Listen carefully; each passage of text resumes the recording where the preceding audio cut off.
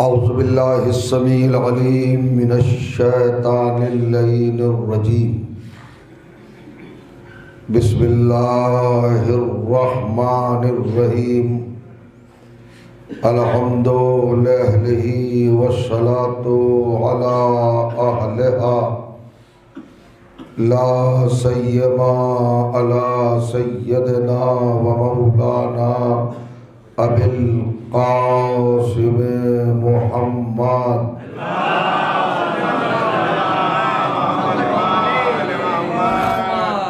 وأهل بيته الطيبين الطاهرين المعصومين المظلومين وأصحابه المنتجبين واللعنة الدائمة على أعدائهم أجمعين من يومنا هذا إلى يوم الدين.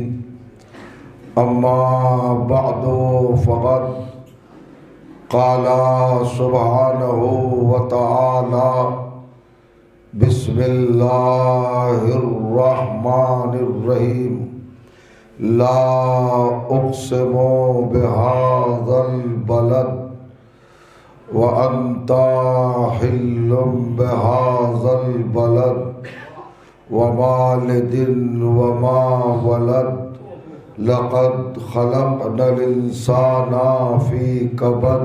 صلوات.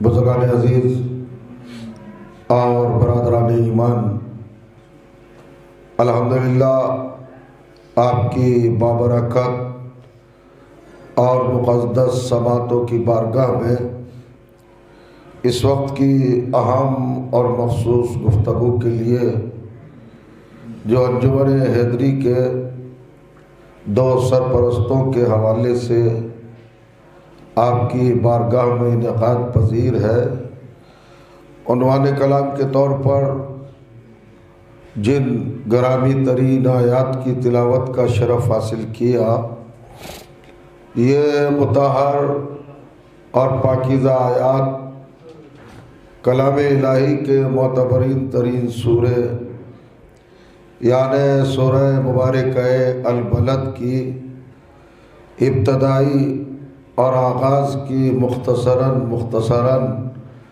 باہم پہم اور بلا فصل 4 آیات ہیں. ان آیات میں کائنات کے پروردگار نے عظمت انسانی پر گفتگو فرمائی ہے، عالم انسانیت اور جہان بشریت کو یہ بتایا ہے کہ ہم نے انسان کو آبروئے تخلیق بنا کے پیدا کیا ہے اور عزت کونین اس کو قرار دیا ہے. قرآن مجید انہی کرداروں کا تذکرہ کرتا ہے اور انہی ہستیوں کا ذکر کرتا ہے، اپنے دامن میں ان شخصیات کو جگہ دیتا ہے اور آیات کے قالب میں ان کے ذکر کو ڈھال کر قیامت تک کی بقا کے لیے ضمانت دیتا ہے، جو عالم انسانیت کے لیے اور جہان بشریت کے لیے مفید ثابت ہوتے ہیں. دیکھیے، ہر زبان کے کچھ قواعد، کچھ آداب، کچھ تہذیبیں اور کچھ صفات اور کچھ کیفیتیں ہوتی ہیں. عربی زبان بھی اپنے آپ میں سب سے اہم، سب سے عظیم اور سب سے مستحکم اور مضبوط اور مسلسل زبان ہے. اس زبان کا لقب السنہ ہے، مدر آف لینگویجز. یہ سب زبانوں کی ماں ہے، لہذا اس میں وہ تنوع، وہ کیفیات، وہ جمالیات اور وہ پہلو اور رخ پائے جاتے ہیں جو کسی اور زبان میں نہیں پائے جاتے. گفتگو آپ بھی فرماتے ہیں، گفتگو ہم بھی کرتے ہیں. ہر قوم، ہر نیشن، ہر قبیلہ، ہر خاندان، ہر جماعت، ہر گروہ، ہر لشکر، ہر شخصیت گفتگو کے ذریعے اپنے مافی ضمیر، اپنے خیالات اپنے ارادے، اپنی آرزو اور اپنی تمنائیں دوسروں کی سماعتوں تک منتقل کرتے ہیں۔ زبان ہی وسیلہ ہوتی ہے اور زبان ہی ذریعہ ہوتی ہے۔ اب جتنی اچھی زبان ہوگی اتنا ہی اچھا گفتگو کا اثر ہوگا۔ سماعتوں تک پہنچانے کا ذریعہ، وسیلہ، سورس، رابطہ زبان ہی ہے۔ ہم جب گفتگو کرتے ہیں تو محتاط ہو کر اچھے لفظوں کا انتخاب کرتے ہیں، اچھے جملوں کو ترتیب دیتے ہیں، حروف بہتر ہوں، اور اس معاملے میں بڑا نازک اور بڑا لطیف پہلو جو جماعت پیش کرتی ہے وہ شعراء کرام کی جماعت ہوتی ہے۔ جتنے بہترین اور جتنے سرہنی الفاظ آپ مرتب کر لیں اور ایک وزن میں، ایک لڑی میں اور ایک سلک میں موتیوں کی طرح پلو دیں، اتنا ہی شعر کا اثر زیادہ ہوگا اور دیر پا ہوگا۔ تو یہ تو نظم کی بات ہے، لیکن نثر میں بھی بڑی احتیاط برتی جاتی ہے، بڑی لطافت کو مد نظر رکھا جاتا ہے۔ نرمی ہو، شیریں ہو، مٹھاس ہو، گفتگو اتنی ہی مؤثر اور افیکٹو ہوگی۔ لیکن کبھی کبھی ایسا ہوتا ہے کہ آپ بات کر رہے ہیں لیکن آپ کا مخاطب سننے پر تیار ہی نہیں ہے، غور کرنے پر تیار ہی نہیں ہے، توجہ دینے پر تیار ہی نہیں ہے۔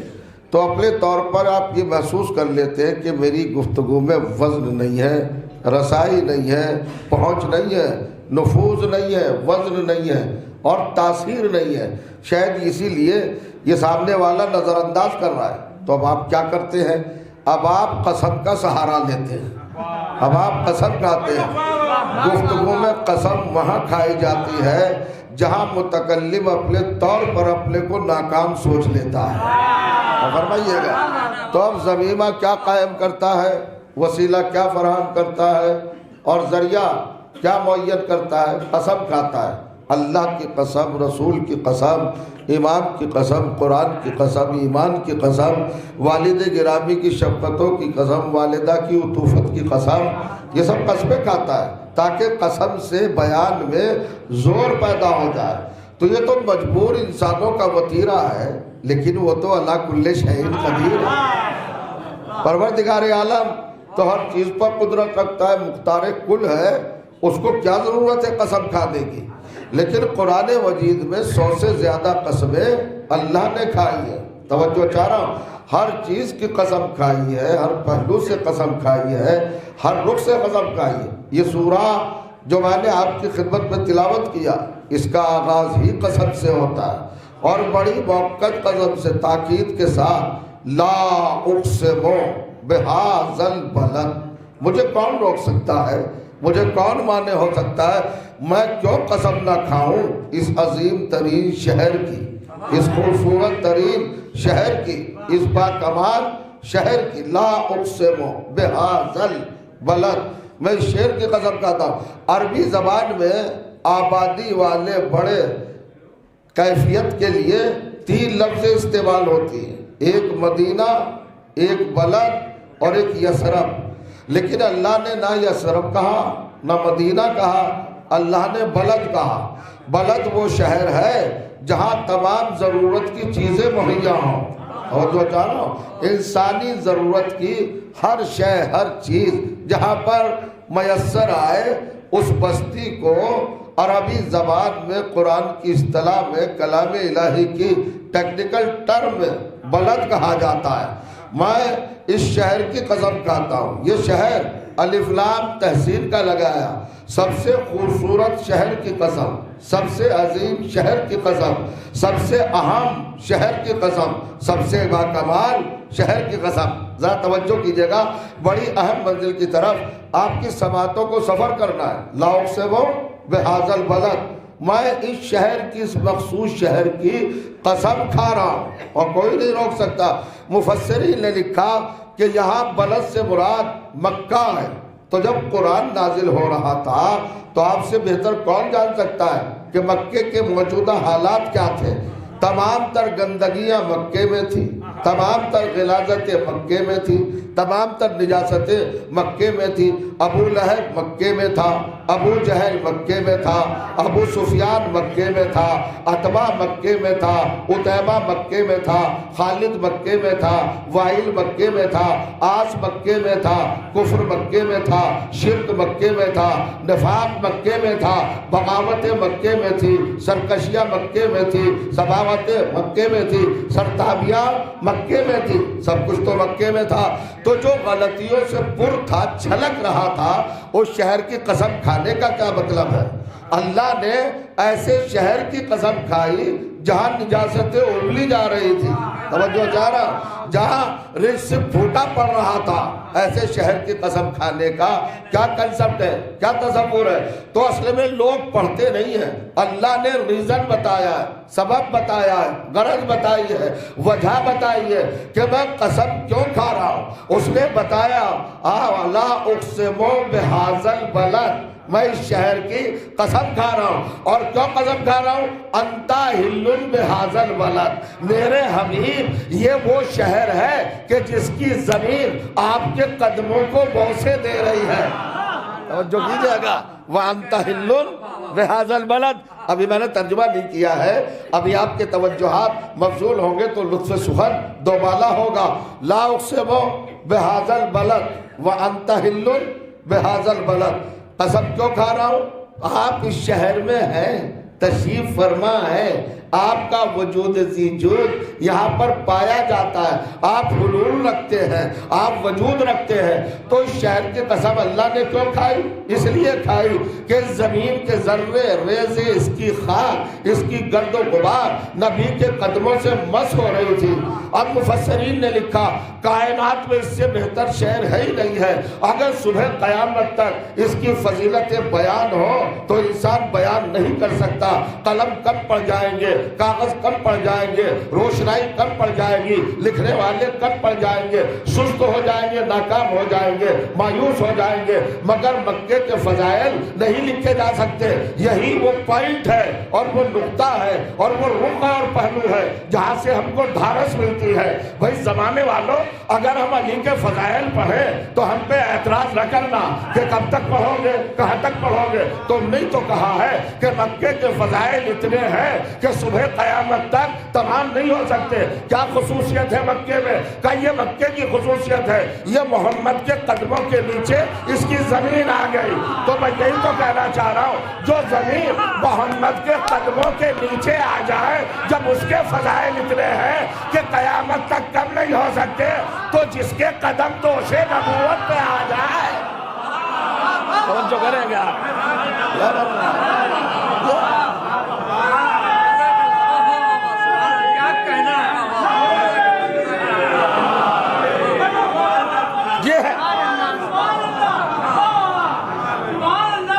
تو یہ تو رہا فضائل علی کا جواب، ثبوت، سند اور دلیل قرآن مجید کی زبانی۔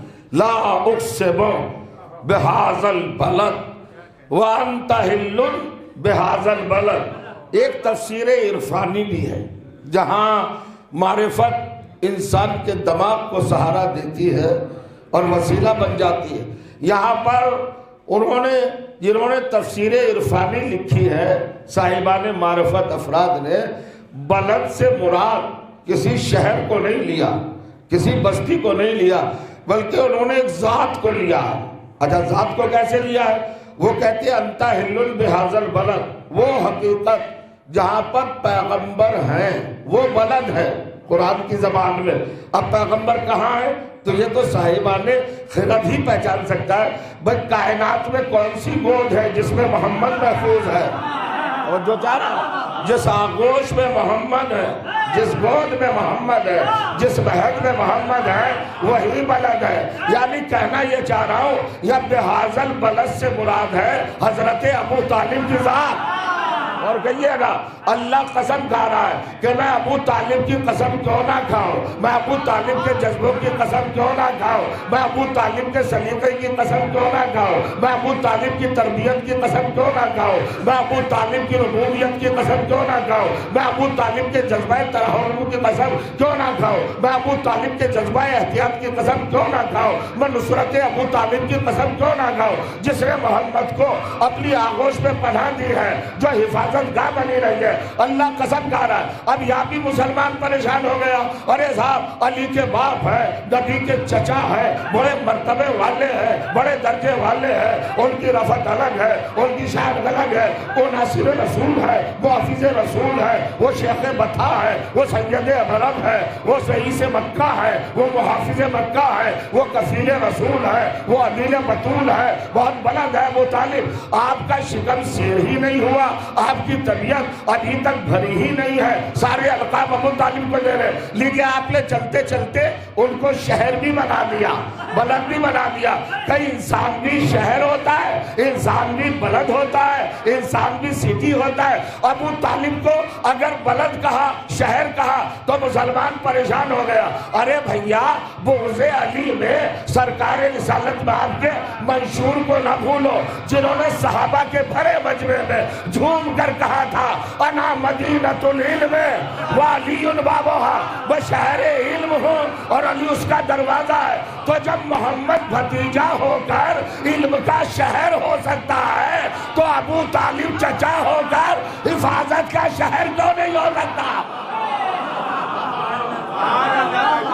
شہر ہو سکتی ہے۔ وہ بلند ترین زبان پڑھیے محمد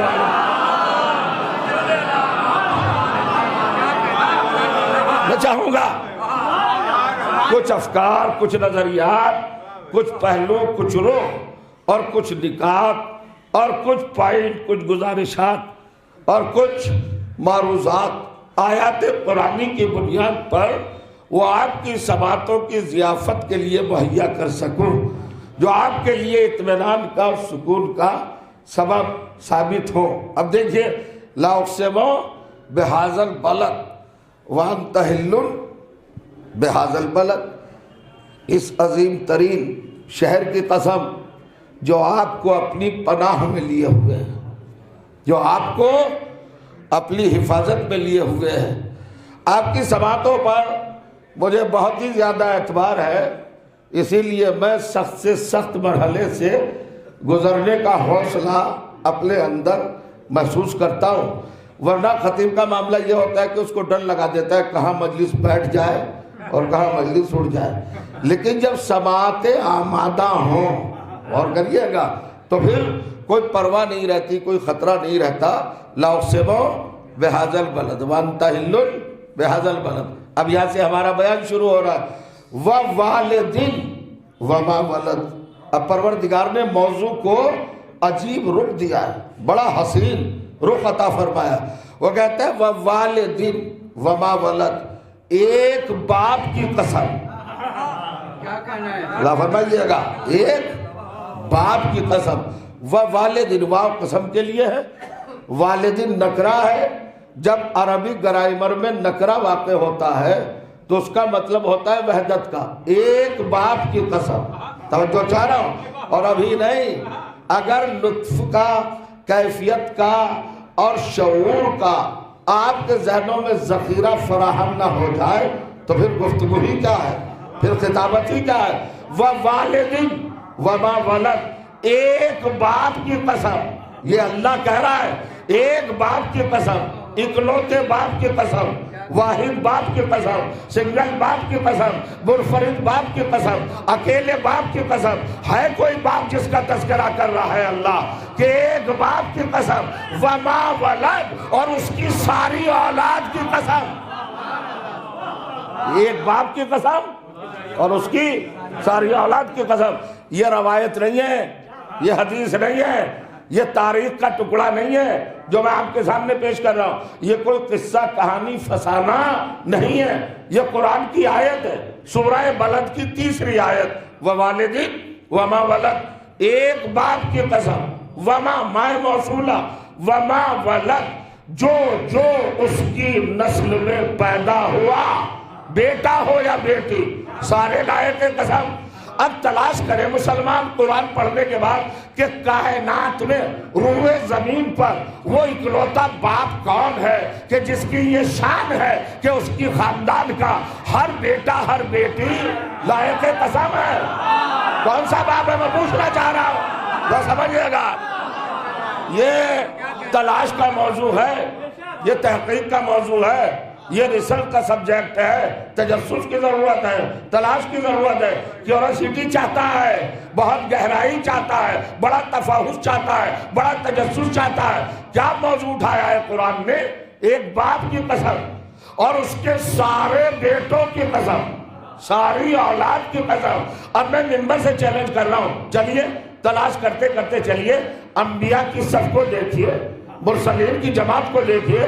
کیا رسولوں میں کوئی ایسا ہے، کیا نبیوں میں کوئی ایسا ہے کہ جو لائق قسم ہو؟ کہ سارے رسول لائق قسم، سارے نبی لائق قسم، معصوم ہے، مطہر ہے، منتخب ہے، معین ہے، مقرر ہے، اللہ کے چنے ہوئے ہیں، رہبر ہیں، ہادی ہیں، پیشوا ہیں، راشد ہیں، صاحب نجات ہیں، ہدایت کا تاج سروں پر ہے، مسند نجات پر بیٹھے ہوئے ہیں، عالمان علم لدنی ہے، خدا کے محبوب ہیں، رضا الہی کا نکر ہے، اللہ کی آرزو کا محور ہے۔ تو نبی تو لائق قسم ہے، ہر نبی کی قسم ہوگی، لیکن کیا نبیوں کی ہر اولاد لائق قسم ہے؟ پوچھنا چاہ رہا ہوں۔ یہاں پر کیا کیا مسلمان نے؟ جب قرآن کا ترجمہ کیا اور مفسر لکھنے بیٹھا ووالد وما ولد، ایک باپ کی قسم اور اس کے بیٹے کی قسم۔ یہاں پر کیا ترجمہ کیا؟ اس کے بیٹے کی قسم، حالانکہ وما ولد کا مطلب ہے جو کچھ اس کی نسل میں پیدا ہوا اس کی قسم۔ یہاں پر اللہ نے محدود نہیں کیا۔ اب مسلمان مفسرین نے عزیزوں یہ لکھا آدم کی قسم اور آدم کے بیٹوں کی قسم۔ ہم نے کہا بھیا آدم کی قسم تو سمجھ میں آتی ہے، اللہ آدم کی قسم کھا سکتا ہے چونکہ خلیفۃ اللہ ہے، ابو البشر ہے، مسجود ملائک ہے کہ نہیں؟ حضرت آدم پہلے رہبر، پہلے ہادی، اللہ نے جن کا سلیکشن کیا، جن کو مصطفیٰ بنایا، بیگ بنایا، ان کی قسم اگر اللہ کھائے تو یہ تو سمجھ میں آتا ہے، مگر آدم کے بیٹے تو سارے لائق کے قسم نہیں، چونکہ دو بیٹے ہیں، ایک قابیل ایک حابیل، ایک قاتل ایک مقتول، ایک ظالم ایک مظلوم، ایک رحمت اللہ ایک لعنت اللہ۔ اور جو چاہ رہا ہوں اللہ فرمایا ایک فرما بردار ایک باغی، ایک اطاعت گزار ایک طاغی۔ تو اللہ کیا دونوں کی قسم کھائے گا؟ ظالم کی بھی قسم، مظلوم کی بھی قسم، رحمت اللہ کی بھی قسم، لعنت اللہ کی بھی قسم۔ ارے بھیا اللہ اللہ ہے، ملا نہیں ہے۔ بات پڑھیے محمد و آل محمد پر نصیحت کا، اور ذرا بلند ترین سلوات پڑھیے گا۔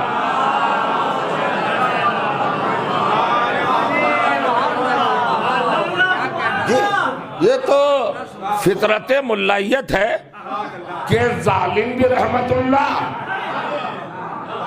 اور مظلوم بھی رحمت اللہ۔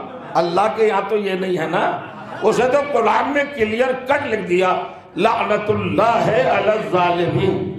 جب ظالم پہ لعنت ہے تو پھر ہے، وہ ظالم کہیں کا بھی ہو، کوئی بھی ہو، حسب نسب نہیں دیکھا جائے گا، اگر ظالم ہے تو ہے، توجہ کیجئے گا۔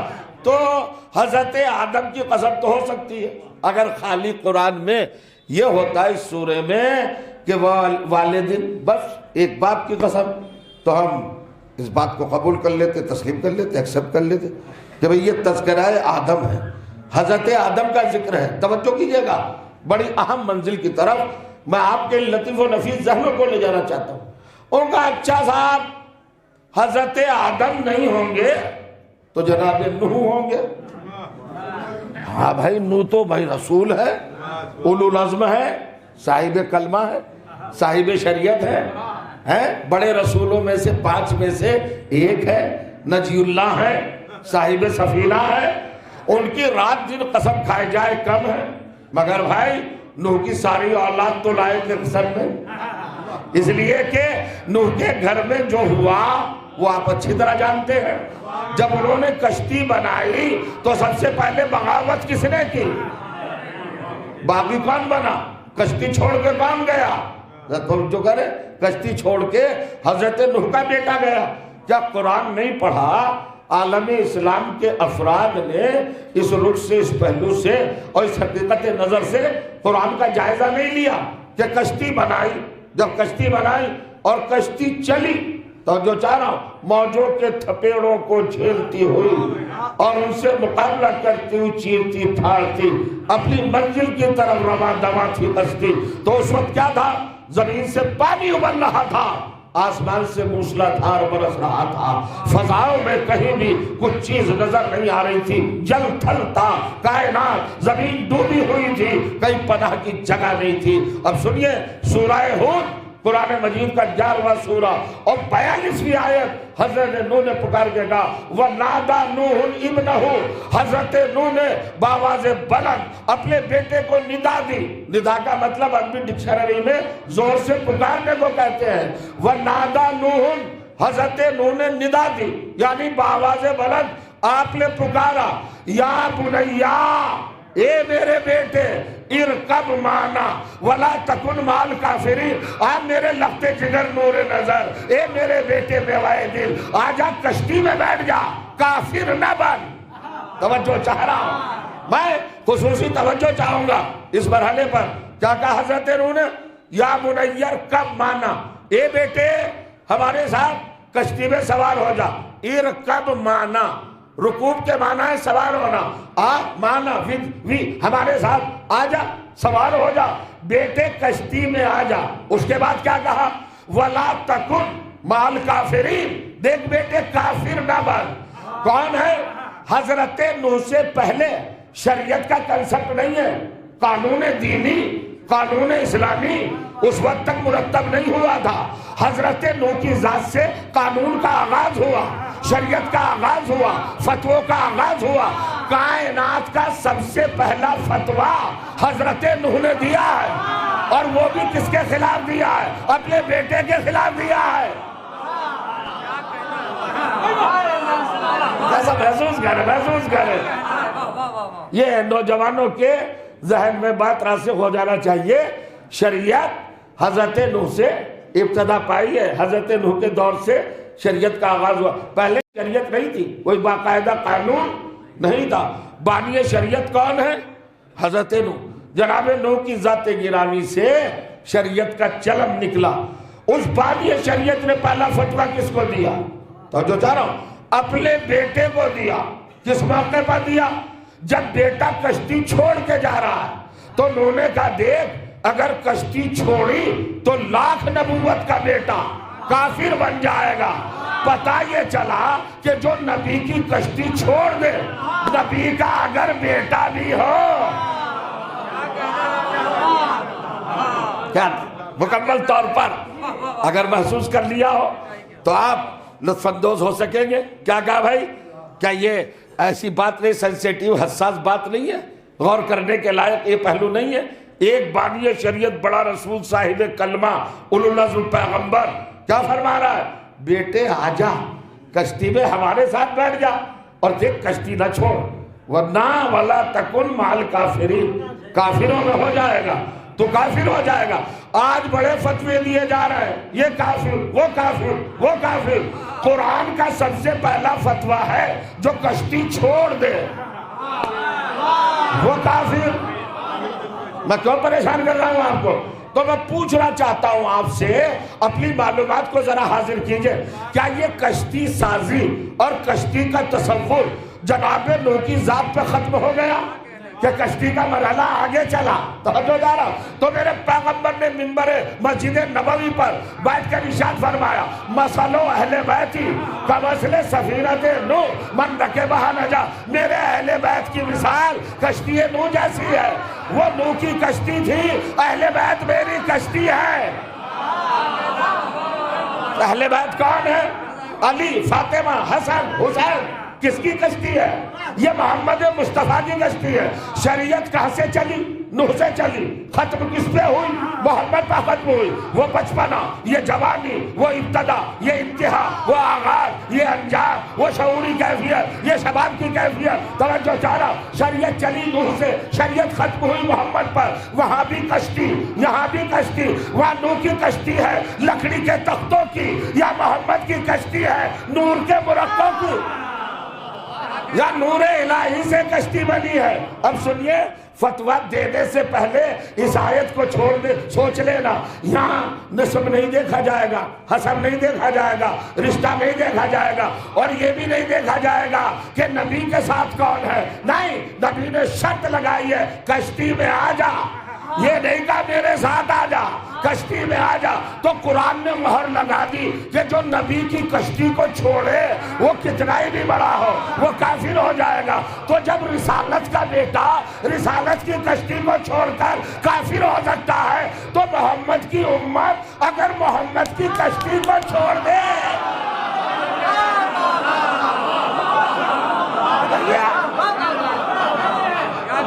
یہ ہے قرآن۔ بلند ترین صلوات پڑھیے گا محمد والا۔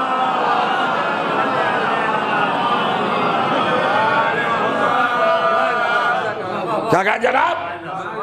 ارشاد فرمایا، ارکب معنا ولا تکن مع الکافرین۔ یہ قرآن کا اعلان ہے، یہ اظہار کلام الہی ہے، یہ ہمارا ذاتی خیال نہیں ہے۔ ایک طرف ہے بیٹا، کہاں سے چلے؟ لا اقسم بہذا البلد وانت حل بہذا البلد ووالد وما ولد۔ ہوگا صاحب یہ نوح کی قسم کھائی ہے اللہ تعالیٰ نے، تو نوح کی قسم تو ہو سکتا ہے،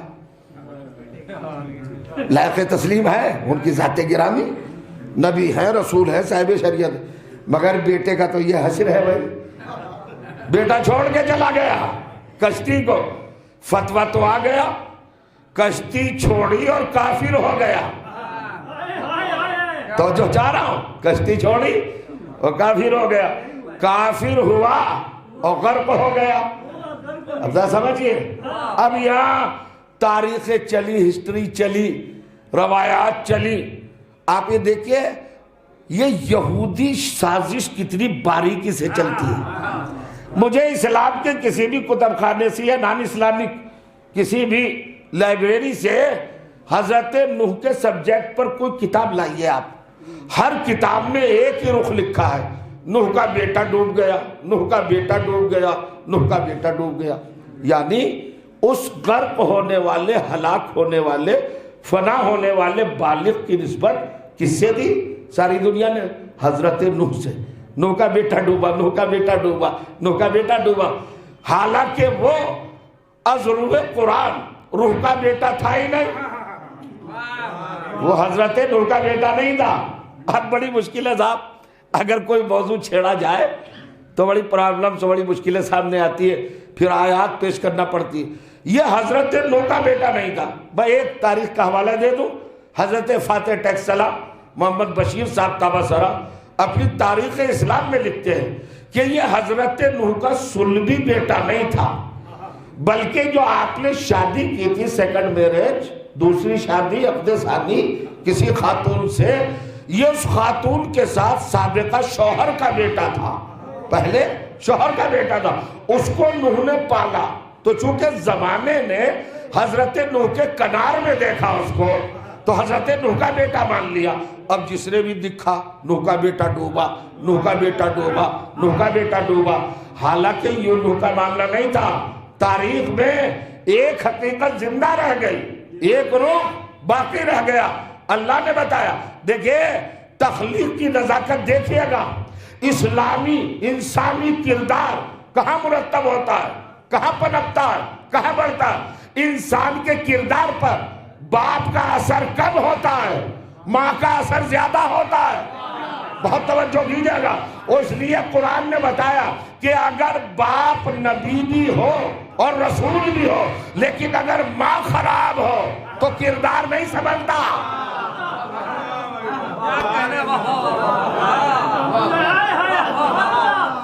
اللہ جانے میں پہنچ سکا ہوں کہ نہیں آپ تک۔ اگر باپ نوح جیسا اولو العزم پیغمبر بھی ہو لیکن ماں کے کردار میں گڑبڑی ہو تو اولاد نہیں سنبھلتی، اور اگر باپ زمانے کا غلیظ ترین انسان بھی ہو اور ماں میں ایک کردار ہو تو امامت جھوم کے گلے لگا کے کہتی ہے بیٹا تو اس کا ہے سلم سے لیکن لختے جگر میرا ہے۔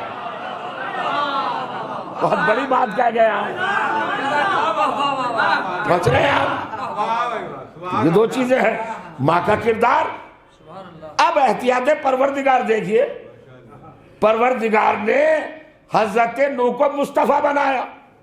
مصطفیٰ کا مطلب ہوتا ہے جس ذات کی طرف انگشت اعتراض اٹھنے کی جرت نہ رکھے، کوئی خامی کوئی کمی جس کردار میں نہ ہو اس کو مصطفیٰ کہتے ہیں۔ لیکن تسلسل چلا آ رہا ہے 5,500 برس سے، جس نے آرٹیکل لکھا، جس نے تفسیر لکھی، جس نے تاریخ لکھی، جس نے حضرت نوح کی سوانح حیات لکھی، قلم چلا بے محابہ، اسے لکھ دیا نوح کا بیٹا ڈوبا، نوح کا بیٹا ڈوبا، نوح کا بیٹا ڈوبا۔ ارے بھائی وہ نوح کا بیٹا تھا ہی نہیں، کسی نے بھی یہ نہیں لکھا کہ نوح کی بیوی کا بیٹا ڈوبا، سب نے لکھا نوح کا بیٹا ڈوبا۔ اب یہ بنارس کا مجمع ہے، میں اس کی عادت جانتا ہوں، فطرت جانتا ہوں، نیچر جانتا ہوں، یہ کیا چاہتا ہے۔ سنیے کیا کیا تھا، جو بھی بڑھا آگے اس نے بیٹے کی نسبت رسالت کی طرف دی، اس فانی بیٹے کی، ہلاک بیٹے کی، اس تباہ شدہ بیٹے کی، اس کافر بیٹے کی جو ڈوب گیا۔ نوح کا بیٹا ڈوب گیا، نوح کا بیٹا باغی، نوح کا بیٹا سرکش، نوح کا بیٹا ہلاک، نوح کا بیٹا فنا، نوح کا بیٹا برباد، نوح کا بیٹا ملعون، نوح کا بیٹا ظالم، یہ سب لکھا نا۔ جتنی نسبتیں دی وہ پاک رسول کی طرف دی۔ اللہ نے کہا اچھا یہ بیٹا تھا رابعہ کا، بیوی کا، نوح کا تو تھا نہیں، لیکن جو لکھنے پہ آیا اس نے میرے نوح کو نشانہ بنایا، میرے رسول کو نشانہ بنایا۔ لو آج سے ہم قانون بنا دیتے ہیں کہ اگر رسول کے گھر میں غلط بیوی آئے گی تو ہم اس کو صاحب اولاد بنائیں گے ہی نہیں، تاکہ رسالت بدنام نہ ہو۔ لگانے کا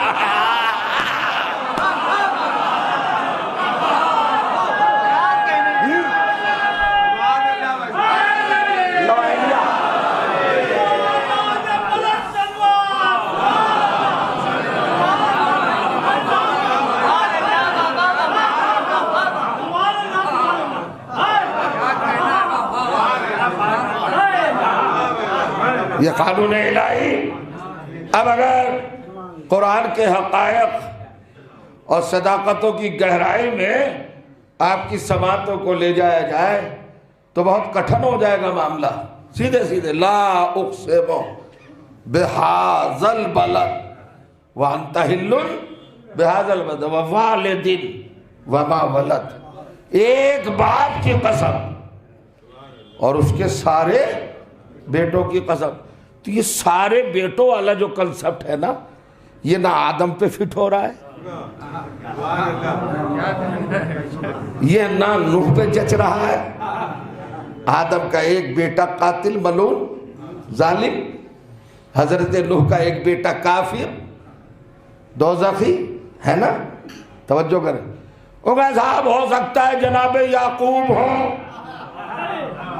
وہ کہ نبوت کی تاریخ میں سب سے بڑے صاحب اولاد جناب یعقوب، ان کے 12 بیٹے، 12 بیٹے وہ ہوں گے، مگر وہاں بھی یہ پرابلم۔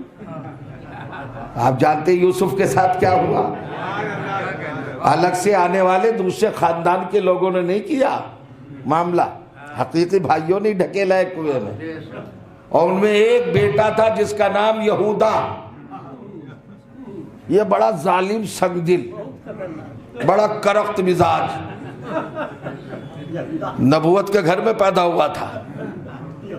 حضرت یعقوب کا بیٹا کیا تھا، یہودا، اسی کی نسل یہودی کہلاتی ہے۔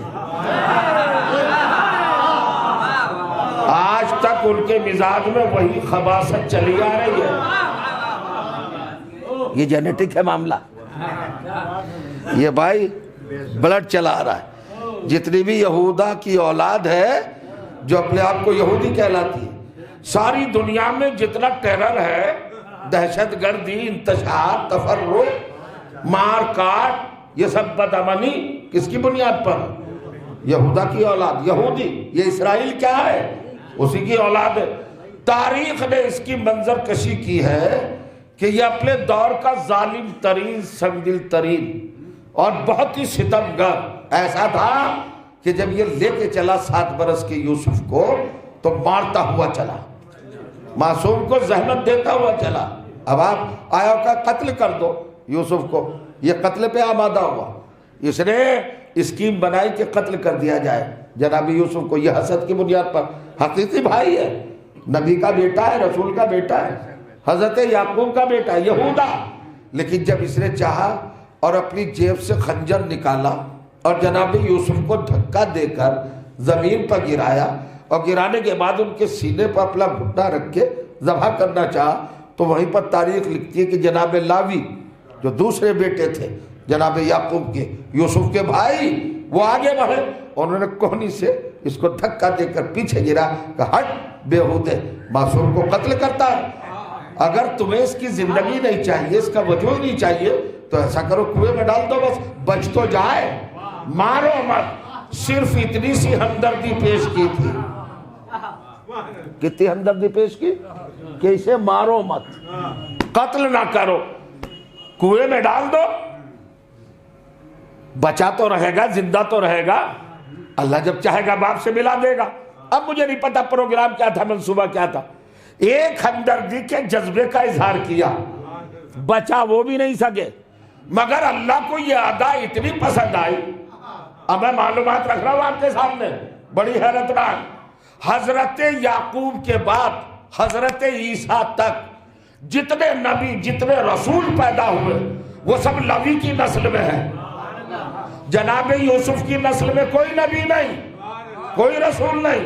آپ نے توجہ نہیں فرمائی، آپ نے غور نہیں کیا۔ حضرت یوسف پر رسالت ٹھہر گئی، نبوت ٹھہر گئی۔ کوئی بھی نبی حضرت یوسف کی اولاد میں نہیں ہوا، کوئی بھی رسول حضرت یوسف کی اولاد میں نہیں ہوا۔ جس کو دیکھو وہ لوی کی اولاد میں ہے۔ ہم نے کہا پروردگار یہ شرف لوی کو کیوں دیا؟ کہ اس نے میرے رسول کو جان بچانے کا مشورہ دیا۔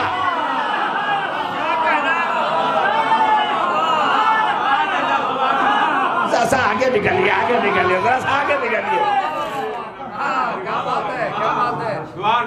اس بات کو آپ حقیقت کی نظروں سے دیکھنا گوارا فرمائیں گے؟ یہ بہت بڑی دلیل بننے جا رہی ہے۔ میں منبر سے بول رہا ہوں، سارے نبی کس کی اولاد میں ہیں؟ 1 لاکھ سے زیادہ ہیں، سب نبی کی اولاد میں ہیں۔ یعنی ذخیرہ پروردگار میں جو جواہر نبوت تھے اور رسالت کے موتی تھے، وہ سب اللہ نے لوی کی اولاد میں معین کر دیے، منسلک کر دیے۔ جو نبی، جو رسول لوی کی اولاد، یوسف کی اولاد میں کوئی آیا ہی نہیں۔ تو ہمیں تو بہت بڑا ثبوت مل گیا، بہت بڑی بات کرتے لوگ۔ اور ان شیعوں کا عقیدہ بھی عجیب ہے، جتنے امام ہیں محمد کے بعد وہ سارے ابو طالب ہی کی اولاد میں ہیں۔ پہلا امام ابو طالب کی اولاد، دوسرا امام ابو طالب کی اولاد۔ تو کیا اللہ تعالیٰ نے سارے امام ابو طالب ہی کی اولاد میں رکھے؟ ارے ابو طالب پہ اعتراض کرنے سے پہلے اللہ پہ اعتراض کرو کہ جتنے نبی تھے وہ سب لوی کی نسل میں کیوں رکھے؟ تو لوگوں نے کہا لوی نے تو یوسف کو بچانے کا پروگرام بنایا تھا، تو بچانے کا پروگرام بنانا اور ہے، اپنے بیٹوں کو قربان کر کے محمد کو بچانا اور ہے۔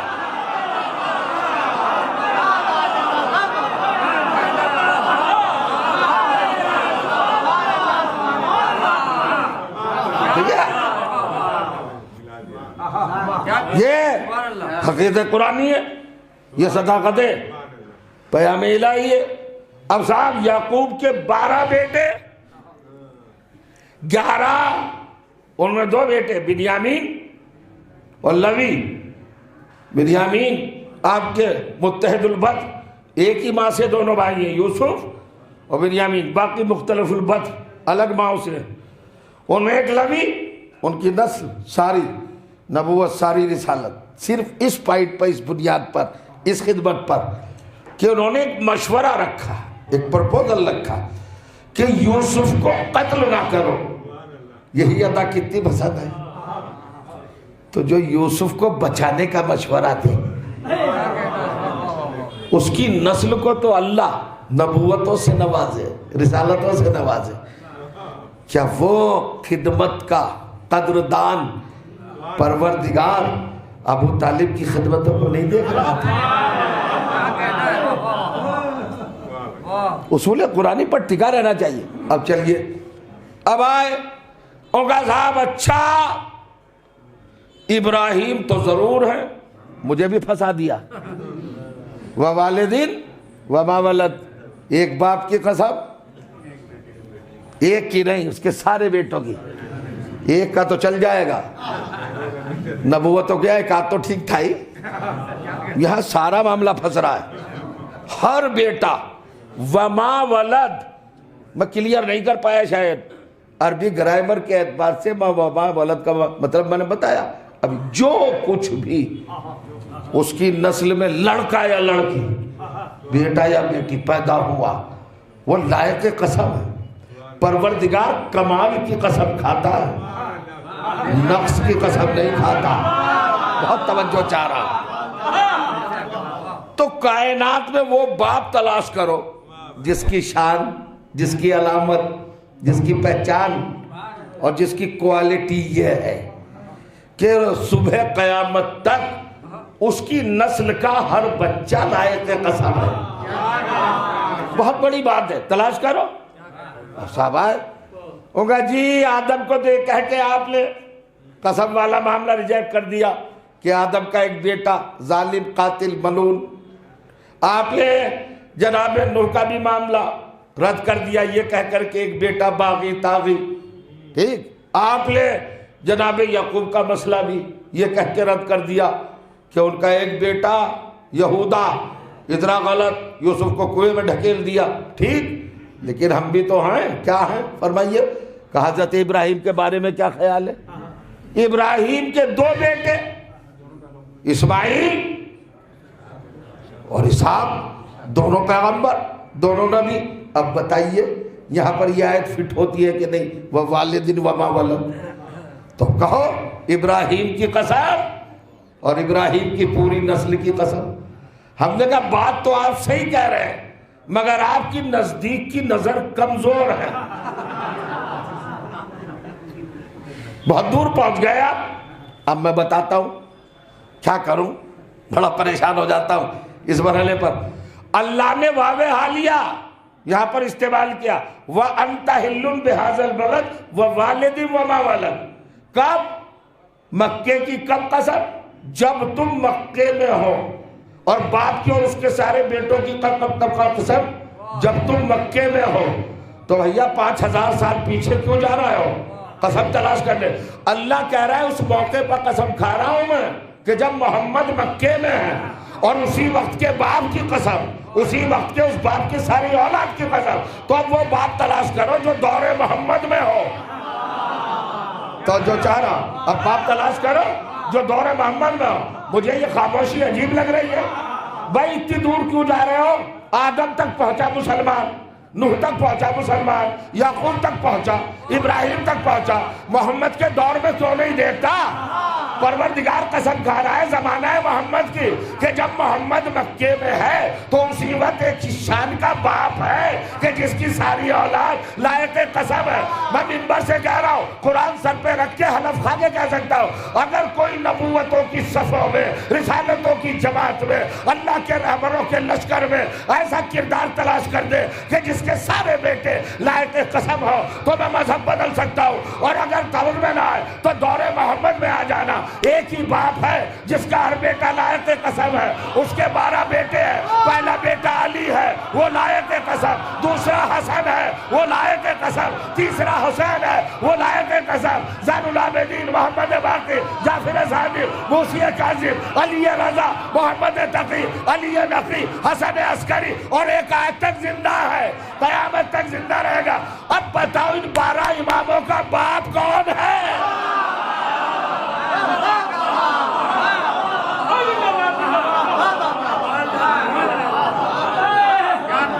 کون ہے؟ کون ہے وہ باپ؟ یہ 12 امام کس کے بیٹے ہیں بتائیے؟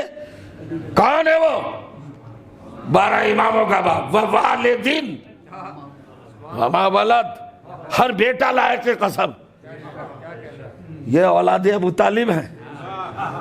تو اب ہم سورہ بلد کا نام آج اس بنارس کے معتبر ترین مجمع کو گواہ کر کے اس عظیم خانے کے معتبر منبر سے نیا نام آپ کو متعارف کر رہا ہوں، انٹروڈیوس کرا رہا ہوں۔ آج سے سورہ بلد کو ہم کہیں گے سورہ ابو طالب۔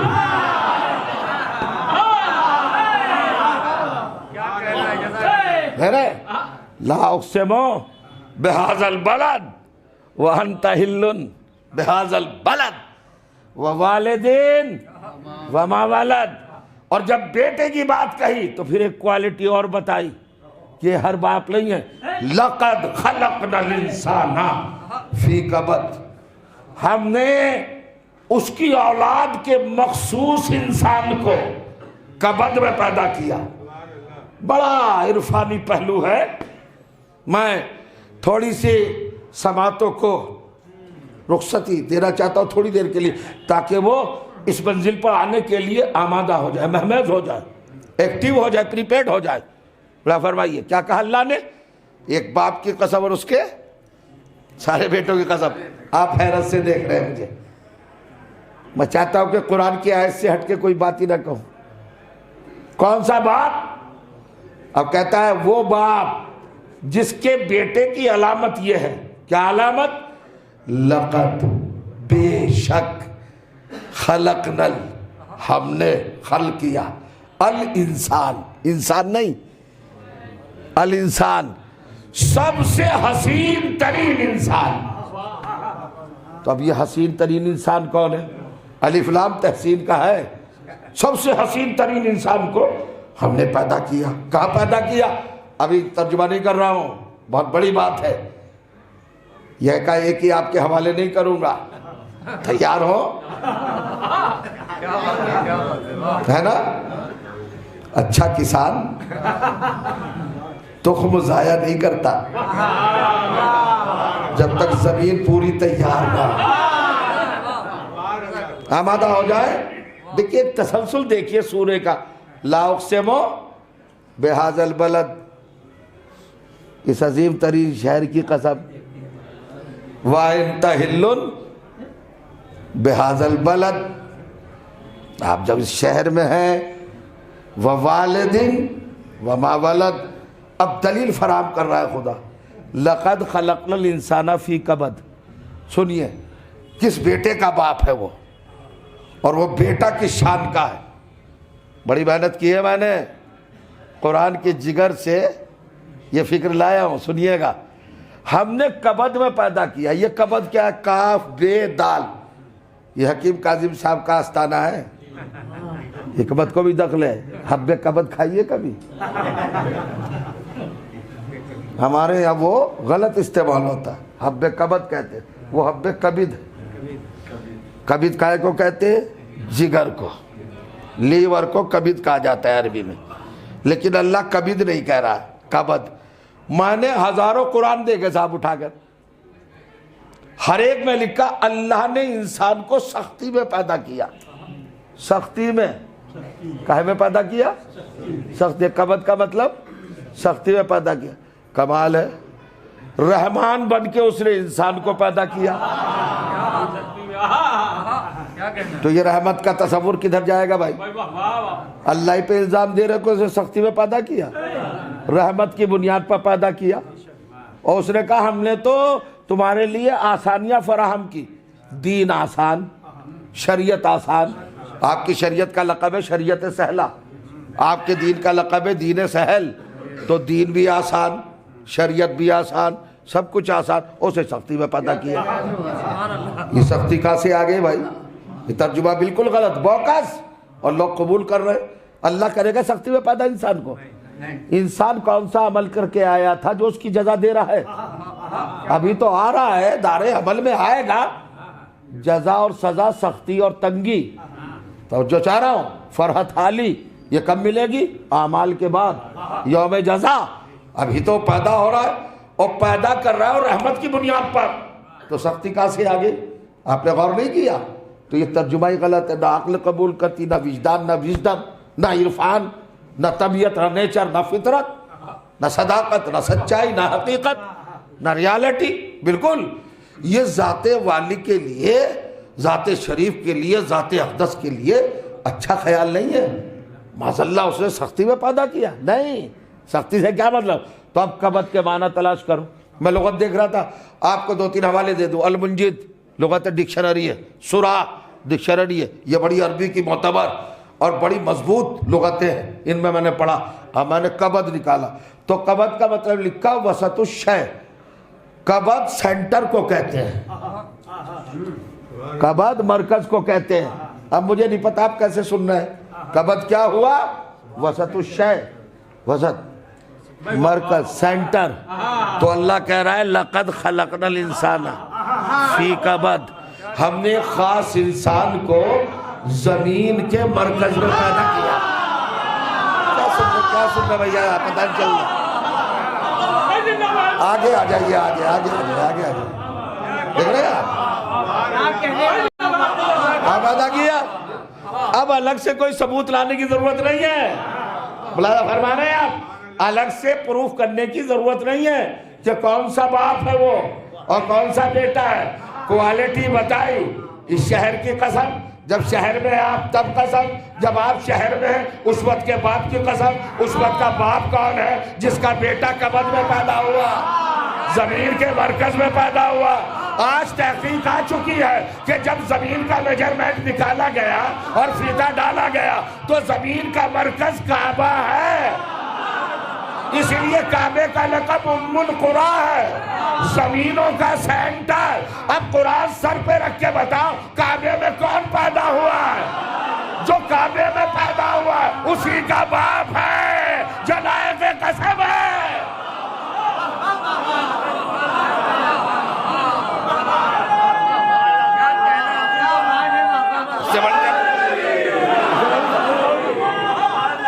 چچا کون ہے؟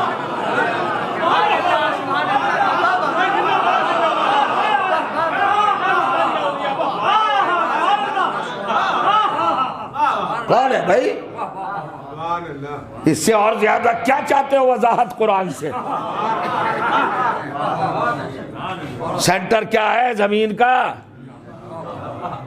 وسط الشے کبد، لقد خلقنا الانسان فی کبد، زمین کے مرکز پہ ہم نے پیدا کیا۔ اب پڑھیے قرآن، ام القریٰ، قریٰ جمع ہے قریے کی، قریہ کہتے ہیں زمین۔ ہم نے تو اب شہر بستی کو قریہ کہنا شروع کیا، ویلیج، گاؤں ہے نا، آبادی، ہم اس کو قریہ کہتے ہیں۔ لیکن قرآن کی زبان میں قریٰ، قریٰ کائے کو کہتے ہیں؟ قریٰ کہتے ہیں اب کس میں آپ کے ہر زمین کا خطہ قریٰ کہلاتا ہے۔ ایشیا ایک قریٰ ہے، آسٹریلیا ایک قریٰ ہے، یورپ ایک قریٰ ہے، امریکہ ایک قریٰ ہے، افریقہ یہ کانٹیننٹلز جو ہیں یہ سب کیا ہیں؟ یہ قریٰ قریٰ قریٰ۔ یہ قرے مل کر بنے عربی میں القریٰ۔ کعبے کی زمین کو اللہ نے ٹائٹل دیا ام القریٰ، سارے قریوں کی ماں۔ ٹھیک، تو یہ قرے کہاں ہیں بھائی؟ سونے کے ہیں، چاندی کے ہیں، جواہرات کے ہیں، کہاں کے ہیں بھائی؟ کس چیز کے بنے ہیں؟ آپ بتائیے مجھے کس چیز کے بنے ہیں قرآن کا؟ مٹی، مٹی کو عربی میں کیا کہتے ہیں؟ تراب۔ تو اب اس کا ترجمہ کر دوں میں ام القریٰ کا، ام تراب، ام تراب ہے، ام تراب۔ تو جو ام تراب کا زینت بن جائے وہ ابو تراب نہیں ہوگا تو کیا ہوگا؟ لوگ ہم سے پوچھتے ہیں آپ علی کو ابو تراب کیوں کہتے ہیں؟ اب میں جملہ کہنے جا رہا ہوں، اصل میں ایک صنف چیز ہوتی ہے، کس کا بیٹا، کس کی اولاد، کس کی طرف نسب نامہ ملتا، تو ہمیں تو مل جاتا، میں اپنے باپ کا بیٹا، میرا باپ، اس کا بیٹا، اس کا باپ، چلا جاتا ہے تسلسل، جا کے رک جائے گا آدم تک۔ اب آدم کے ساتھ کیا لکھا جائے گا؟ کس کے بیٹے؟ پھنس جائیں گے، تو ان کو بھی تو ایک نام چاہیے تھا شناخت کے لیے۔ تو اشارہ تو قرآن نے کیا خلقہ من تراب، ہم نے آدم کو تراب سے پیدا کیا، یعنی ابن تراب بنایا۔ اللہ فرمایا آدم ہے محمد کی امت، محمد نے بات کر کے انا والی ابوا ہذی الامت، میں اور علی اس امت کے باپ ہیں، آدم کے بھی باپ ہیں۔ نہیں سمجھ رہے ہیں؟ بہت بڑی بات کہہ گیا ہو، صلوات پڑھے محمد و آل محمد پر۔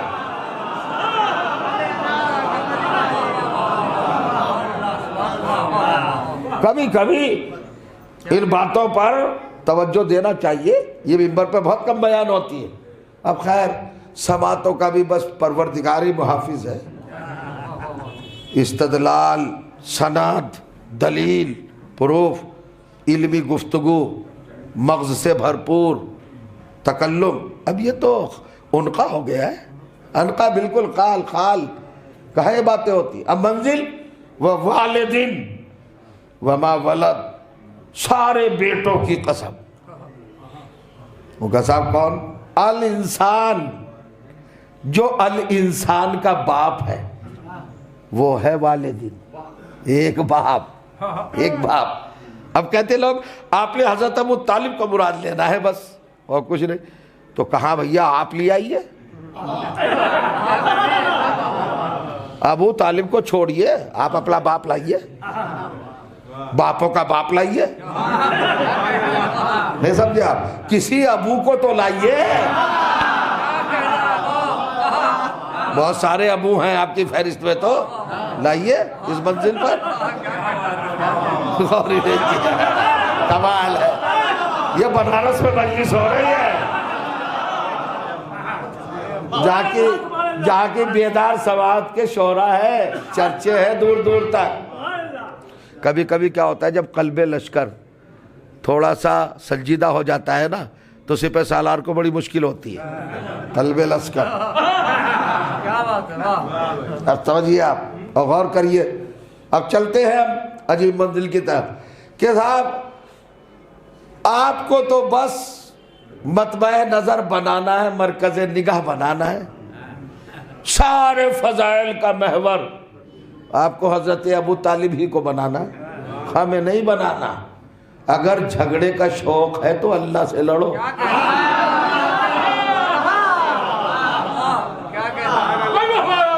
ہم کون ہیں بھائی؟ بتائیے، رئیس مکہ ابو طالب کو ہم نے بنایا ہے؟ سید عرب ہم نے بنایا ہے؟ علی کا باپ کس نے بنایا بھائی؟ اللہ نے بنایا۔ لڑو جا کے اللہ سے کہ ساری فضیلتیں وہی رکھ دی، سارے کمالات اللہ نے وہی رکھ دیے۔ اور پھر عجیب بات ہے، جتنی بھی فضیلتیں، منقبتیں، رفعت شان، شوکت جو بھی تھا اللہ کے ہاں، وہ سب اللہ تعالیٰ نے حضرت ابو طالب کے دامن میں رکھ دیا۔ تو اللہ سے لڑنے کی بات ہے بھائی، ہم سے کیوں لڑ رہے ہو؟ ہم تو خالی اصول قرآنی پر چل رہے۔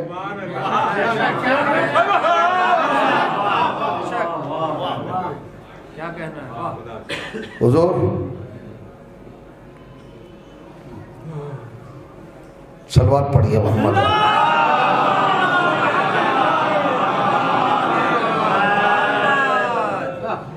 اب ایک منزل آتی ہے لے دے کر کہ صاحب آپ کس کی بات کر رہے ہیں؟ ہم ابو طالب کی بات کر رہے ہیں اور مطابق قرآن کر رہے ہیں۔ کہا انہوں نے تو کلمہ پڑھا نہیں؟ بے شک نہیں پڑھا، اسامہ بن لادن نے تو پڑھا۔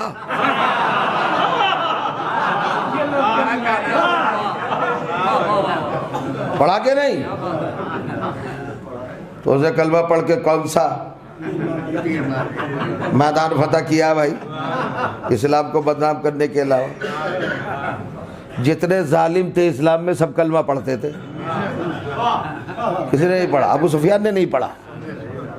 اسلام کو تباہ کرنے والی کس کی اولاد ہے؟ اور کلمہ نہیں پڑھا تو کیا کلمہ پڑھنا ضروری ہے اسلام کے لیے، مسلمان ہونے کے لیے؟ کلمہ پڑھنا ضروری نہیں ہے۔ دیکھیے حیرت میں پڑ گئے سب، کلمہ پڑھنا ضروری ہے ہی نہیں۔ آپ کہیں گے کیوں ضروری نہیں؟ میں ان کو بھی کافر ثابت کر سکتا ہوں جنہوں نے کلمہ پڑھا. میں موضوع چھیڑنا نہیں چاہ رہا ہوں. چچا آپ میرے قریب آ جائیے ذرا سا, آئیے اطمینان سے بیٹھ جائیے, ذرا سا آ جائے, ادھر آ جائیے, سننے والے ذرا آ جائیں آگے, آئیے آ جائیے اطمینان سے بیٹھے, آئیے بھائی. یہ اصل میں ایک ساتھ سارے خاموش طبیعت لوگ بیٹھ جاتے ہیں. سلوات پڑھے محمد و آل محمد.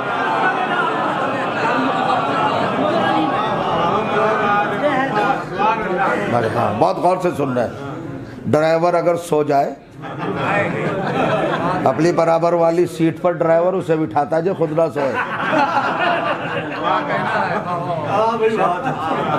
تم ذرا محسوس کریں. اب ایک موضوع ہے بس, 100% میں 99% میں مسلمان ہم سے ایگری, ہمارے ساتھ ہے. بڑے باکمال تھے ابو طالب, بڑے عظیم تھے ابو طالب, ناصر رسول تھے, فدا تھے, اپنے بھتیجے پر پالا پرورش کیا, ان کے پسینے پہ خون بہایا, اپنی اولاد کو نچھاور کیا, ساری باتیں. مگر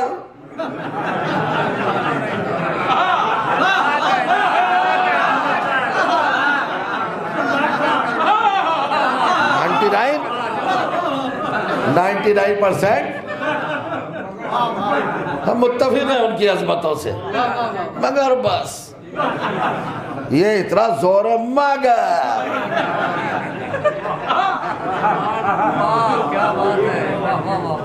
کیا مگر؟ مچ کیا مگر؟ کا کلمہ نہیں پڑھا, نہیں پڑھا, پھر کیا ہے؟ ہم نے کہا مسلمان ہے, مومن ہے. کیسے؟ کیسے جیسے قرآن کہہ رہا ہے. اب سنیے, ہماری اور دنیا والوں کی اور 73 کے 73 فرقے کے افراد کی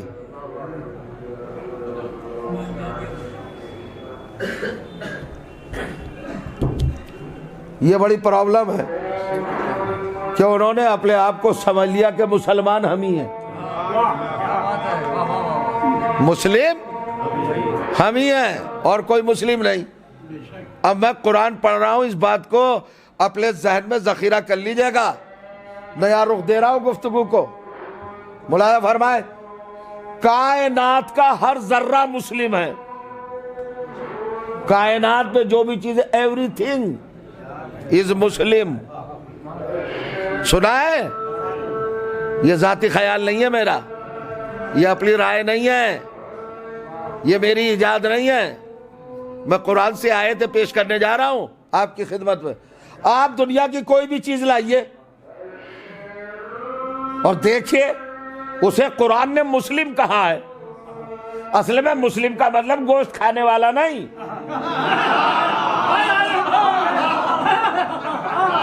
مسلم کا مطلب زکوٰۃ خوری نہیں ہے,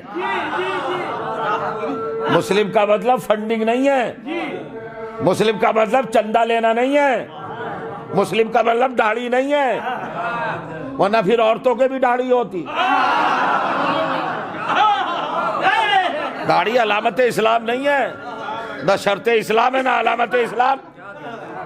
جن کو ہم نے شرط مانا ہے, علامت مانا ہے, وہ ہے ہی نہیں, نتھنگ, کچھ نہیں. پھر اسلام کیا ہے؟ الاسلام و سربتات نہادن, اپنی ذات کو اس کے حوالے کر دینا, سرنڈر اپنے کو کر دینا. اسلام کے معنی کیا ہے؟ اللہ کی بارگاہ میں مکمل تسلیم ہو جانا, اللہ کے حوالے, خالق کے حوالے کر دینا, کریٹر کے حوالے کر دینا. 2-3 منٹ کی بس یہ عبادت ہے. عجیب مرحلہ فکر پہ ہے آپ. کائنات کی ہر چیز مسلم ہے, ہر چیز مسلم. پڑھوں آیت, ارشاد ہوتا ہے وَلَّهُ أَسْلَمَ مَنْ فِي السَّمَاوَاتِ وَالْأَرْضِ, اللہ کا مسلم ہے جو بھی زمین میں ہے اور جو بھی آسمان میں ہے. اسلم لہو, اللہ کا اسلم, اسلام لایا ہوا ہے, اپنے آپ کو تسلیم کیے ہوئے ہے, اللہ کے ہاتھوں میں سپرد کیے ہوئے ہے. ہر ایک چیز, ہر ایک چیز من ذوی العقول کے لیے آتا ہے. دوسری آیت اور آئی وَأَسْلَمَ مَا فِي السَّمَاوَاتِ وَالْأَرْضِ، یہ غیر ذی عقل کے لیے آتا ہے. جتنی بھی خاموش چیزیں ہیں، بے جان چیزیں ہیں، وہ بھی سب اللہ کے سپرد کیے ہوئے. توجہ چاہ رہا ہوں. تو اب کیا ہوا؟ غضنفر عباس مسلم نہیں ہے، شرافت صاحب مسلم نہیں ہے، چچائی مسلم نہیں ہے، آپ ہی مسلم نہیں ہے. اب کیا مسلم؟ چاند مسلم، سورج مسلم، زمین مسلم، آسمان مسلم، سیارے مسلم، سمندر مسلم، پہاڑ مسلم، ہر چیز مسلم ہے نا. زحمت تو نہیں ہوئی؟ 2-3 منٹ پڑھ سکتا ہوں؟ اذان تو ہو گئی، اب تو نماز کی منزل ہے. دیکھنا ہے نا کیا ہوا؟ لہو اسلم من فی السماوات والارض، آسمانوں میں جو بھی کچھ ہے اس کا ٹائٹل کیا ہے؟ مسلم. ہر ایک چیز مسلمان، سمندر مسلمان، گنگا جمنا سب، مندر مسجد. اگر قرآن کو مانتے ہو تو مانو، ہر ایک چیز مسلم. اللہ کے سامنے، اس کی حضور میں سراپا اطاعت، تو ہر چیز مسلم. سورج مسلم ہے نا؟ مسلمان بتا کب کلمہ پڑھا؟ آسمان مسلم، بتا کب کلمہ پڑھا؟ چاند مسلم، بتا کب کلمہ پڑھا؟ توجہ چاہ رہا ہوں، دیکھ رہے ہیں آپ؟ کائنات کی ہر چیز مسلم بغیر کلمہ پڑھے. کہیں مطالبہ نہیں. ابو طالب سے دن رات مطالبہ. ہوگا صاحب یہ سورج مسلم ہے، چاند مسلم ہے، ستارہ مسلم، سمندر مسلم، پہاڑ مسلم، ستارہ مسلم. تو شرم نہیں آتی، غیرت نہیں آتی؟ سورج کو مسلم کہتے ہو، چاند کو مسلم کہتے ہو، ستارے کو مسلم کہتے ہو، پہاڑ کو مسلم کہتے ہو، سمندر کو مسلم کہتے ہو. جس کا بیٹا سورج پڑتا دے اسے مسلم نہیں کہتے. جس کا بھتیجا چاند توڑ دے اسے مسلم نہیں کہتے. جس کی بیٹی ستارہ اتار لے ڈہوڑی پر اسے مسلم نہیں کہتے. اور جس کا آخری بیٹا سمندر پہ مسلح بچھا لے.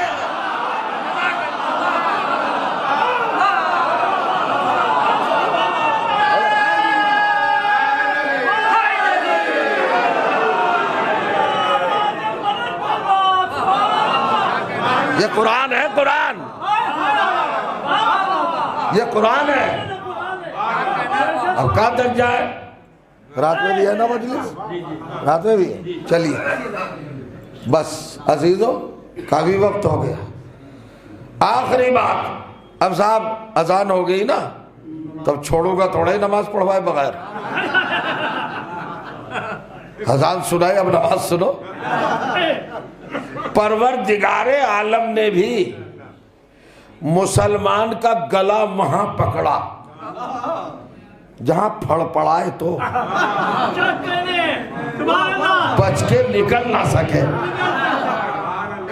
ان اللہ بالمرصاد، بڑی طاق میں رہتا ہے اللہ.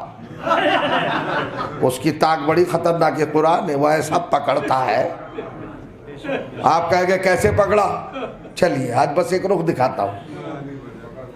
نماز قبول کیسے ہوگی؟ آخری بات مصحف تک جانے کے لیے، اور اہم ترین پوائنٹ جہاں انسانی طبیعتیں اپنے آپ کو بے بس محسوس کریں گی. اب نماز کی اہمیت تو مجھے بتانے کی ضرورت ہی نہیں، سبھی جانتے ہیں. الصلاۃ عمود الدین، ان قبلت قبل ما سوا وان ردت رد ما سوا. نماز پر ہر عبادت کا ڈیپینڈ ہے. اگر نماز قبول سب قبول. اگر نماز قبول، ابھی تک تو لفظ مگر تھا، اب میں مگر کا قافیہ اگر لایا ہوں. جی 99% ٹھیک ہے ابو طالب مگر. اب سنیے اگر کیا ہے؟ اگر نماز قبول نہیں ہوئی، اتنا پڑھا لکھا بجا بیٹھا ہے تو نماز کی پوزیشن تو یہاں پر ڈینجرس ہو گئی بھائی. اس کا مطلب کہ قبول ہو بھی سکتی ہے اور قبول نہیں بھی ہو سکتی. اب قبول ہوگی تو کیسے ہوگی یہ بتاؤ, کیسے ہوگی قبول؟ جائیے نماز کیسے قبول ہو؟ تو مجھے زیادہ نہیں آپ کو اس وقت مصروف رکھنا ہے. امام شافعی نے فرمایا من لم یصلی علیکم لا صلاۃ لہ. اہل بیت جو آپ پر درود نہ پڑھے,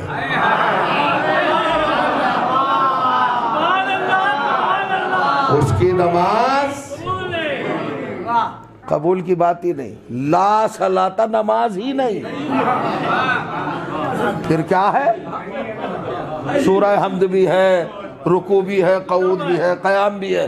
امام شافعی کہے کہ لا صلاۃ نماز ہی نہیں, سرے سے انکار. تو کیا تھا یہ؟ پھر کیا تھا بھائی؟ یہ جو پڑھ رہا تھا ایک درود نکال دیا, بس گئی نماز. رات کو پڑھوں گا انشاءاللہ. اب تو اتنا پڑھ, اب درود پہ آ جائیے صاحب. آپ بھی پڑھتے ہیں اللہم صلی علی محمد وعلی محمد, سانس ٹوٹی نہیں. ایک سانس میں کئی بار پڑھ سکتے ہیں, پڑھ سکتے ہیں نا. اتنی سی دیر کا عمل ہے اللہم صلی علی محمد وعلی محمد, اور نماز قبول. نماز. اب یہ بتائیے صلوات نماز کی محتاج ہے یا نماز صلوات کی محتاج ہے؟ بڑی بات کہہ رہا ہوں, بڑے پڑھے لکھے لوگوں میں بڑھ رہا ہوں میں. کمال ہے.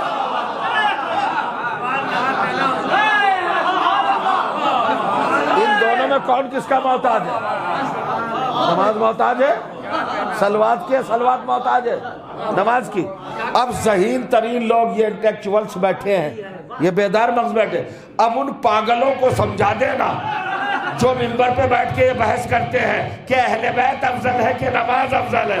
پہلے صلوات ہی کو دیکھ لو جو اہل بیت کا چھوٹا سا حق ہے.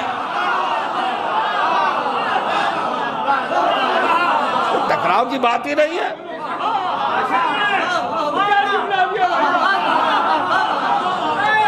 بتائیے آپ مجھے, نکال کے دکھائیے, تفصیل موقع ملا تو دوں گا. اب آپ نے تو پڑھ لی بھائی اللہم صلی علی محمد وعلی محمد, فرشتوں نے کہا قبول. لاؤ بھائی, لے جا رہے نماز. کون لے جا رہے؟ نماز. تقابل کا ہمارے یہاں کوئی تک ہی نہیں. فضیلتوں کا تعین الگ ہے, فضیلتوں کا تعین الگ ہے, ٹکراؤ الگ ہے. بڑا محتاط ہو گیا ہوں میں منبر پر, کوئی غلط تصور قائم نہ کر لے اپنے دماغ میں کہ مولانا نے تقابل کی بات کہی, یہ افضل کی افضل. میں اس کا قائل ہی نہیں. فضیلتوں کا تعین الگ ہے. کبھی کبھی واجب سے سنت بڑھ جاتا ہے, بڑھ جاتا ہے نا. ان کا صاحب نماز تو واجب ہے بے شک, مگر کوئی مستحب سے بڑھ جاتا ہے. کیسے بڑھ جاتا ہے؟ ارے آپ ہی کی شریعت میں سلام کیا کسی نے آپ کو,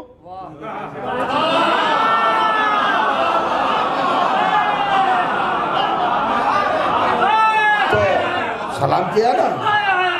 اچھا نارمل حالت میں نہیں, آپ نماز میں ہیں, کسی نے سلام کیا, تو شریعت اتنی سخت ہے یہاں پر, وہ کہتی ہے نماز ہی میں جواب سلام دے. مومن نے تجھے سلام کیا ہے نماز کی حالت میں, وہ اس کا ذرا بدلا ہوا ہے. نماز کی حالت میں اس نے کہا سلام علیکم, تو آپ نماز کی حالت میں علیکم السلام نہیں کہیں گے, نماز باطل. چونکہ علیکم السلام قرآن میں نہیں ہے, علیکم السلام قرآن میں نہیں ہے, لہذا آپ نہیں کہہ سکتے آپ کا کلام ہو جائے گا, آیت قرآنی نہیں رہے گی. اپنا ذاتی کلام کرنا نماز میں باطل ہے, نماز کا سبب ہے, نماز باطل ہو جائے گی. تو اب کیا کہیں گے؟ وہی رد کریں گے سلام علیکم, ہم بھی کہیں گے سلام علیکم. تو اس کا مطلب ہے کہ نماز میں قرآن پڑھا جا سکتا ہے.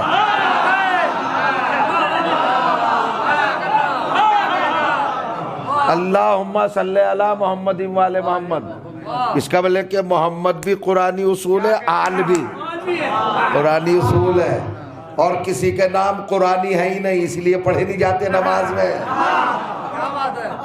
ٹھیک. اب سوال, اب میں پوچھتا ہوں, سلام کرنے کا کتنا ثواب ہے کا سلام ہے سنت، سلام سنت، اور جواب سلام کرنے کا ثواب ہے 80% اور جواب دینے کا 20%، 20% گھٹ گیا، 4 گنا گھٹ گیا۔ اب یہاں کون بڑھا، واجب کے سنت؟ تو ٹکراؤ پیدا کرنے والوں، سنت اور مستحب کی بحث کرنے والوں، ان کا صاحب عزاداری تو واجب نہیں ہے، یہ واجبوں سے کیسے بڑھ جاتی ہے، تو اس میں بحث نہ کرنا۔ عزاداری فرش عزا سے کسی کا تقابل ہی نہیں، فرش عزا کو فرش مسجد سے نہ ٹکراؤ، فرش عزا کی بلندی کا تو کوئی تصور ہی نہیں۔ انجمن حیدری کے 2 وفاداروں کی مجلس ہے۔ انجمن حیدری کا اہتمام کیا ہے؟ سب سے بڑا اہتمام ہے عزاداری۔ عزاداری کی اہمیت سمجھو، ٹکراؤ نہیں، فضیلت کا تعین بتا رہا ہوں۔ عزاداری افضل کہ عبادت افضل، یہ بحث ہی بیکار ہے۔ افضل اور مفضول کی بحث کی آپ کو اجازت ہی نہیں دی، تعین فضیلت کی اجازت ہے کہ فضیلت کس کی ہے، ثواب کس میں زیادہ ہے۔ توجہ چاہ رہا ہوں۔ اب آپ اگر مجھ سے دلیل پوچھیں گے کہ فرش عزا میں اور فرش بز میں فرق کیا ہے، نماز میں اور عزاداری میں فرق کیا ہے، تو خدا کے لیے انہیں ٹکرانا نہ، یہ بتاؤ نماز پڑھتے ہو؟ ان کا جی پڑھتے ہیں۔ کہاں جاتی ہے نماز؟ کہ نماز اللہ کی بارگاہ میں جاتی ہے۔ کون لے جاتا ہے؟ کہ اللہ کے فرشتے آتے ہیں، تو نمازیں فرشتے لے جاتے ہیں۔ مسجد کے فرش پر جو ہم نماز پڑھ رہے ہیں اس کو فرشتے لے جاتے ہیں، اور فرش عزا پر جو ہم آنسو بہا رہے ہیں انہیں فاطمہ لے جاتی ہے۔ یہ تعین فضیلت ہے، یہ ٹکراؤ نہیں ہے، یہ ٹکراؤ نہیں ہے، یہ ٹکراؤ نہیں ہے جی، یہ ٹکراؤ نہیں ہے۔ یہ تو پروردگار عالم نے جو مطلوبہ سیدہ عالمیان ہے اس کو وہ عظمت دے دی ہے، خود فاطمہ لینے آ رہی ہے۔ کتنی بڑی فضیلت ہے، یہ معاملہ فضیلت کا ہے بھائی۔ یہ وجوب اور مستحب، سنت اور لازم، ان چیزوں کا نہیں، یہ عقل کی چیزیں ہیں، وجدان کی چیزیں ہیں، ٹکراؤ نہیں ہے۔ فرش عزا رزق معرفت فراہم کرتا ہے۔ بس 1-1.5 منٹ مسائل۔ یہ وہ قوم ہے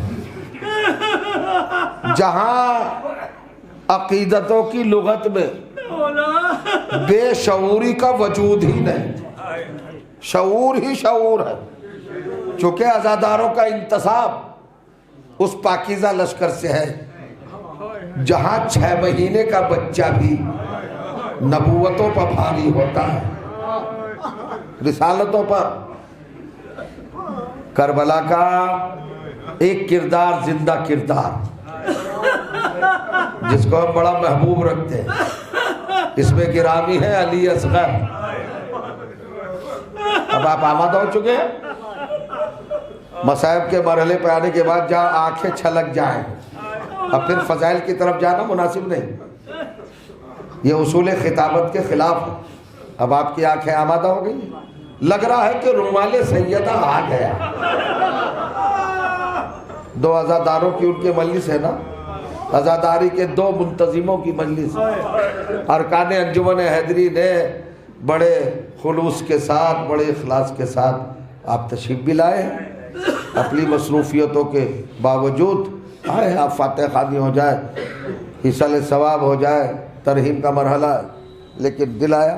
تو ہمارا انتصاب عزاداروں کا شجرہ نسب کربلا سے ملتا ہے، یہ سارے نسلاً کربلائی ہیں، ان کا خاندان کیا ہے؟ کربلا، ان کی ماں کربلا، ان کا باپ کربلا، سب کچھ کربلا ہے۔ اس سے معتبر شجرہ ہوگا کوئی؟ عزاداروں کا شجرہ کربلا ہے۔ کربلا کتنی شعور کی منزل ہے؟ 6 مہینے کے علی اصغر۔ بس ایک رخ دکھاؤں گا، علی اصغر کس ماں کے بیٹے ہیں؟ والدہ گرامی کا نام ہے حضرت سیدہ رباب علیہ السلام۔ یہ بیٹی ہے امراء القیس کی۔ امراء القیس शहंशाह हैं यमन के। यमन वो मुल्क है जो अली की मोहब्बत में गर्क था। मेरे मौला ने मुसलमान किया था यमन को। यमन के चाहने वाले सब अहले बैत से ताल्लुक रखते हैं, रहने वाले सब। वहाँ का बादशाह इमरुल कैस आदिल, अदालत पसंद, नर्म दिल, रियाया परवार, बहुत अजीम इंसान था इमरुल कैस। अल्लाह ने एक बेटी से नवाजा था, बस बेटी थी औलाद में, जनाब रबाब। ये बहुत सारी खूबियों और सिफतों के अलावा एक फन में एक्सपर्ट, माहिर, लाजवाब था इमरुल कैस बादशाह। इसके मुसाहिब पलटे होते थे बाद, तो कहते सरकार ज़रा निशाना लीजिए। क्या बताओ क्या निशाना? तो 500-1000 मीटर के फासले पर दीवार के ऊपर एक पॉइंट छोटा सा निशान लगाते थे और अपने बादशाह से कहते थे सरकार तीर अंदाजी फरमाइए, तीर रिहा कीजिए, निशाना लीजिए, उस पॉइंट का वो हम नुक्ता लगाए। तो कहता तो लो रुमाल, मेरी रुमाल लो, मेरी आँख पे बांधो, लाओ मुझे तीर कमान दो। आँख पे रुमाल बंधवा कर तीर कमान हाथ में उठाकर निशाना लेता था, वहीं जाता था सीधा निशाना। इतना बड़ा तीर अंदाज। ये फन तीर अंदाजी पूरा अपनी इकलौती बेटी को इसने वदियत कर दिया। जनाब रबाब तीर अंदाजी के सारे फनून से वाकिफ थे। मामा साहब नहीं पढ़ूंगा, मैं एक रुख पढ़ूंगा, रोते हुए जाएंगे। जनाब रबाब कायनात की खवातीन में अकेली थी जो तीर के मिजाज से, तीर के सिफात से, तीर अंदाजी के हुनर से पूरी तरह बाप से विरासत में मिला था। जनाब रबाब अजीब मंजिल है। हमारे ये बच्चे बुजुर्ग तो हमसे बेहतर, अब तो तीर अंदाजी का वक्त भी खत्म हो गया है। 15, 16, 20 बरस के बच्चे जवान क्या जानते होंगे? तीर और तीर अंदाजी और कमान के बारे नहीं जानते। भाई तीर की 6 किस्में हैं। तीर एक ही तरह का नहीं होता, 6 तरह का। नाम भी मुझे मालूम है, बजल है और फरमाने नबल है, मीजाब है, उजला है और सुलुस शोबा है। 6 तीर है। एक अखरोट की लकड़ी का तीर होता है जिससे परिंदे, छोटी छोटी चुड़ियाँ शिकार की जाती है। एक उससे बड़ा तीर होता है जिससे छोटे जानवर, चौपाए, खरगोश है या और इसी तरह की चीज़ें वो शिकार की जाती है। एक उससे बड़ा होता है जिससे हरन वगैरह शिकार, एक उससे बड़ा होता है जिससे और जिराफ वगैरह ये शिकार किए जाते हैं। एक तीर है जिसका नाम, जो मधानी लकड़ी से बनता है, उसको चलाने वाले अरब में भी बहुत कम मिलते थे। आखिरी तीर। अब ऐसे ज़हीन, बेदार, समान, मोहतरम सामीन, मुझे तवज्जो करने की जरूरत थोड़ी है। छठा तीर। एक तीर वो है जिसको बहुत सारे लोग उठा के लाते हैं, कमान पे लगाया जाता है, छोड़ा जाता है। इस तीर का चलाने वाला अरब में सिर्फ एक था जिसका नाम हुरमला।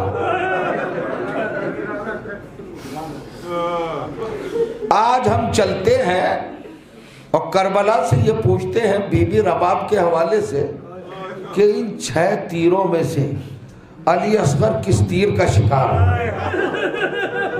आमादा है आप? मैंने आपसे वादा किया है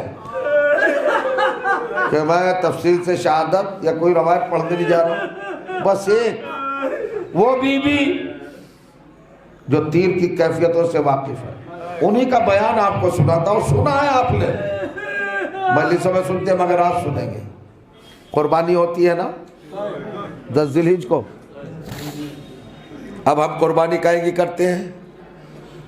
मार्केट गए, बकरा ले आए, मेंढा, दुम्बा और चौपाए बड़े बड़े। अब तो कुछ चीज़ों में पाबंदी भी है। तो कुर्बानी का तरीका क्या होता है? बकरा लाए, उसके पैर बांधे, हाथ किबला रू, उसको लिटाया, तेज छुरी दुआ पढ़ के कुर्बानी की और चला दी, हो गई कुर्बानी। ये बच्चे नहीं जानते होंगे कुर्बानी और होती थी बड़े जानवर की। वो जानवर है ऊँट, अब तो नहीं होती ना, बच्चों ने देखा ही नहीं होगा। ऊँट की कुर्बानी ऐसे नहीं होती जैसे बकरे और दुम्बे की, के पैर बांधे और चला दिया, बल्कि ऊँट को पहले पाय किया जाता है, गिराया जाता है। उसके एक्सपर्ट होते हैं।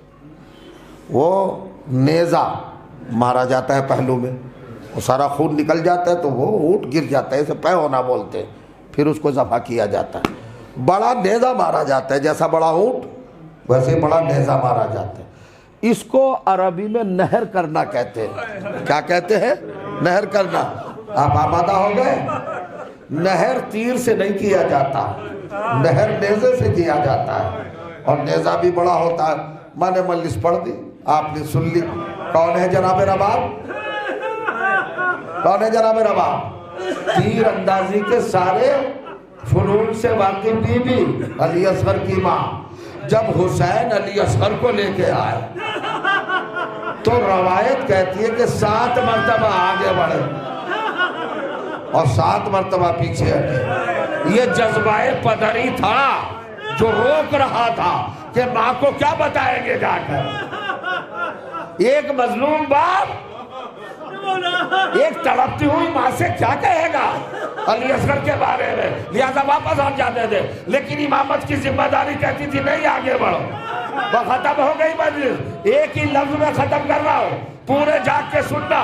جب حسین 7ویں بار پیچھے ہٹے اور آگے بڑھے تو ایک مرتبہ حسین نے کہا رباب،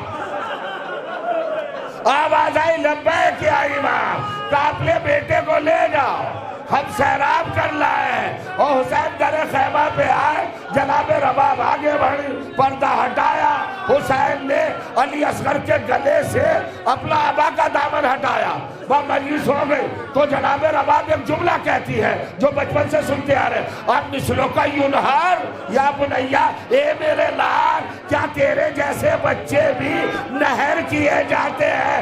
اس کا مطلب یہ ہے اصغر کے جو تیر لگا تھا وہ معمولی تیر نہیں تھا جو بڑے جانوروں کے لیے استعمال ہوتا ہے، وہ تیر لگا تھا۔ سید مہدی لکھتے ہیں کہ تیر اتنا بڑا اور اتنا پاورفل تھا کہ اگر حسین کا بازو اصغر کے لاشے کو نہ روک لیتا تو اصغر کا لاشا جہاں تک تیر جاتا وہیں تک چلا جاتا۔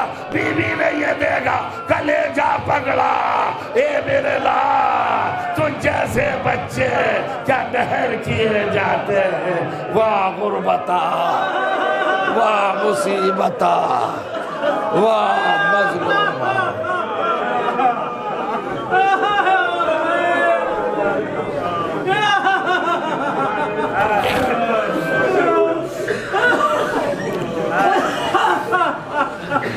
وَسَيَعْلَمُ الَّذِينَ ظَلَمُوا أَيَّ مُنْقَلَبٍ يَنْقَلِبُونَ أَلَا لَعْنَةُ اللَّهِ وَعَلَى الْقَوْمِ الظَّالِمِينَ إِلَٰهِي بِحَقِّ الزَّهْرَىٰ وَأَبِيهَا وَبَعْلِهَا وَبَنِيهَا وَالسِّرِّ الْمُسْتَوْدَعِ فِيهَا عَلَيْهِ الصَّلَاةُ وَالسَّلَامُ۔ رب کریم تجھے ذکر عظیم کا واسطہ ہمارے عبادات کو شرف قبولیت عطا فرما، ہم کو مسلسل نیک اعمال کرنے کی توفیق عطا فرما۔ پروردگار عالم اہل بیت کے چاہنے والے دنیا میں جا کہیں بھی عزادار ان کی حفاظت فرما۔ ہماری قوم میں جو مرحوم ہو چکے ان سب کو جوار اہل بیت علیہ السلام میں اعلیٰ مقام کرامت فرما، اور جو زندہ ہیں ان سب کو اپنی رحمت کے حصار میں زندہ و سلامت رکھنا۔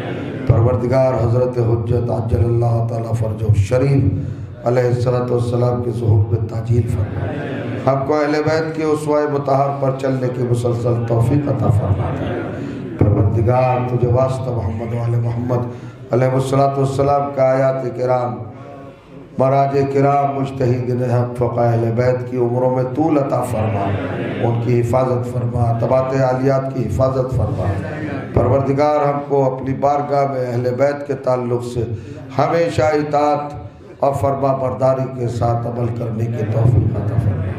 حضرات ایک مرتبہ سورہ ہم اور 3 مرتبہ سورہ توحید کی تلاوت فرما کر دونوں مرحومین کی روح کو باری دیگر ہدیہ ثواب فرما۔